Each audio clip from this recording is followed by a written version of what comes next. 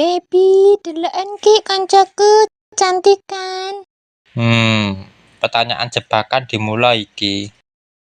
Orai Beajayang. Masa sih biasa wae wong pretty kaya ngene, ndek mbiyen model lho. Eleh kaya ngono model. Menurutmu, I'm pretty or she's pretty? Waduh, jebakan maneh Gusti. Yo jelas cantikan kowe lah yang. Deke karo kowe ra enek apa-apane. Masa sih ayu aku yang jelas ayu dheke lah. Kulite wae lebih putih, awake langsing montok bahenol. Wis to, jek ayu kowe to yo. Nek aku duwe rupa seayu dheke, kowe seneng karo aku pora? Asem di luar nurul tenan. Anu